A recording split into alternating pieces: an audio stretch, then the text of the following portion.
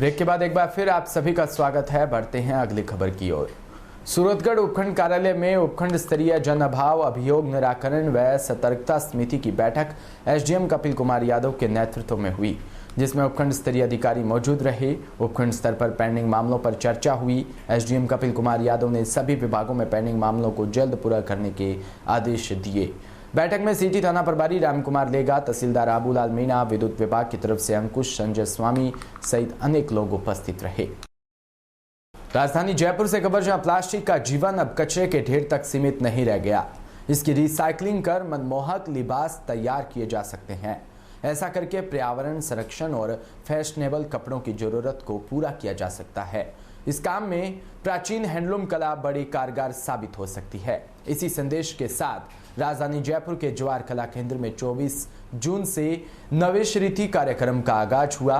बुनकर सेवा केंद्र व sky link fashion designing institute की ओर से आयोजित कार्यक्रम में जेके ने पूर्ण भागीदारी निभाई। उद्घाटन समारोह के दौरान राजस्थान भाजपा प्रदेश अध्यक्ष सतीश पुनिया मुख्य अतिथि रहे। संत कबीर पुरस्कार से सम्मानित मधु राम समेत अन्य लोगों ने भी कार्यक्रम में हिस्सा लिया। 3 दिवसीय नवेश रीति कार्यक्रम के दौरान कई गतिविधियां आयोजित की जाएगी।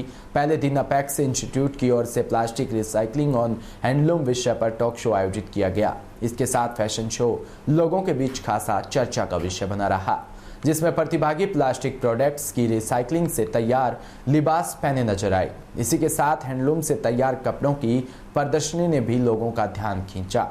यह प्रदर्शनी 26 जून तक सुबह 11 से शाम 6 बजे तक जारी रहेगी। 25 जून को प्राकृतिक रंगाई व छपाई से जुड़ी वर्कशॉप होगी।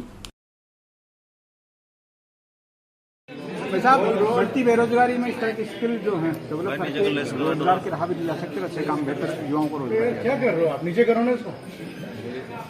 देखिए, युगानुकूल तरीके से किसी देश की अर्थनीति बदलना ये समय की मांग हो सकती है, लेकिन भारत की ताकत तो उसके अपनी जो आत्मनिर्भरता थी, उसका जो स्वावलंबन था, जो उसके हस्तशिल्प था, जो हथकरघा था, जो बुनकर थे, हाथों का जो काम होता था, उसने उस गांव की अर्थव्यवस्था को ताकत दी थी। और इसलिए प्रधानमंत्री जी जिस आत्मनिर्भर भारत की बात कहते हैं, जिस एमएसएमई को, लघु सूक्ष्म और मध्यम उद्योगों को प्रोत्साहन की बात करते हैं, और उसमें यही उसकी उदात्त भावना है कि देश के अपने पारंपरिक उद्योग धंधे जो देश की जरूरतें पूरी करें।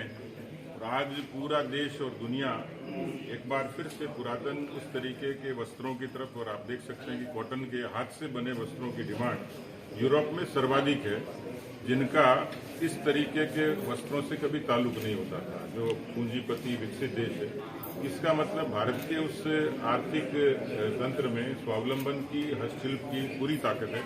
आज ये जो नवाचार हुआ, जो शुरुआत हुई, और जिसको फैशन डिजाइनिंग कहते हैं, वो मुझे अभी बताया कि नववेश नीति हो अब भारत की, कि परिधान जो हो, भारत का परिधान दुनिया पहने, क्योंकि योग को तो अपना लिया, लेकिन भारत के परिधान को अपनाए तो भारत के जितने बुनकर हैं, जितने हथकरघा हैं, हस्तशिल्प हैं, उनको ताकत मिले। तो इस तरीके के कार्यक्रम वो समाज को और उन लोगों को ताकत देते हैं जो नीचे जमीनी तौर पर बुनियादी काम करते हैं। मुख्यमंत्री द्वारा समृद्ध किसान खुशहाल राजस्थान की सोच के साथ 2022 व 23 में प्रदेश का प्रथम कृषि बजट पेश किया गया, जिसमें कृषि उद्यान, कृषि विपणन और ग्रामीण विकास व पंचायती राज और जल संसाधन, ऊर्जा, सहकारिता, पशुपालन व जनजाति क्षेत्रीय विकास विभागों की गतिविधियों को शामिल किया गया।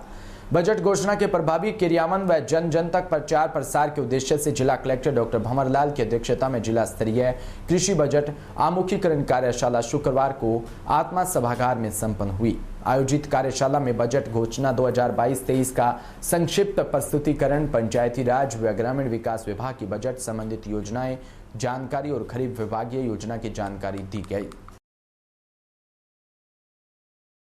बीकानेर के कोलायत से खबर, जहां खाचूवाला क्षेत्र के लिए आवंटन सलाहकार समिति की बैठक आयोजित हुई, जिसमें आपदा प्रबंधन मंत्री मेघवाल रहे। वहीं उपनिवेशन क्षेत्र में काश्तकारों को पुख्ता आवंटन अधिकार प्रदान करने के लिए गठित आवंटन सलाहकार समिति की बैठक शुक्रवार को कोलायत के सहायक आयुक्त कार्यालय में आयोजित हुई।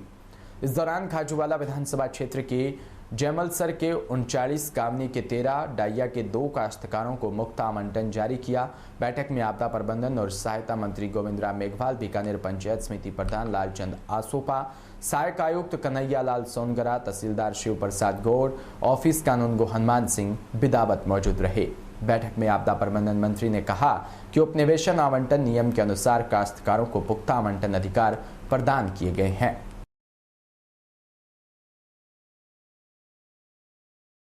और आज मुझे खुशी है कि बहुत सारे काश्तकारों को जैमलसर, डाइया और कामनी के काश्तकारों को हम लोगों ने आवंटन किया है, क्योंकि ये जो ज़मीनें खातेदार थी कॉलोनाइजेशन आने के बाद गैर खातेदार हो गई।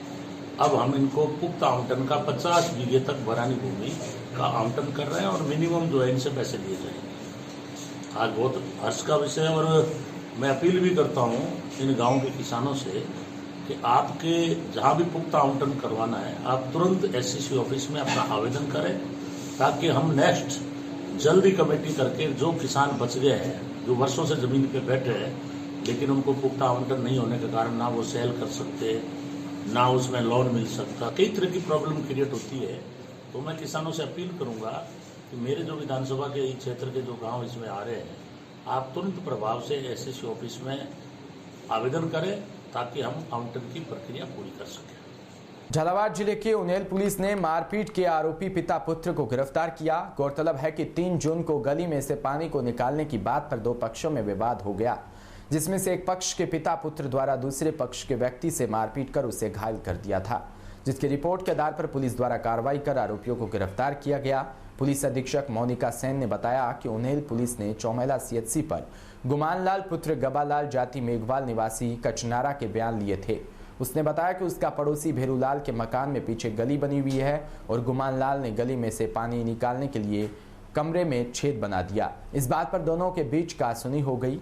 वहीं जब गुमानलाल भेरूलाल से इस विषय में बात करने गया तो भेरूलाल के पुत्र ने पीछे से आकर लकड़ी से सर पर वार कर दिया।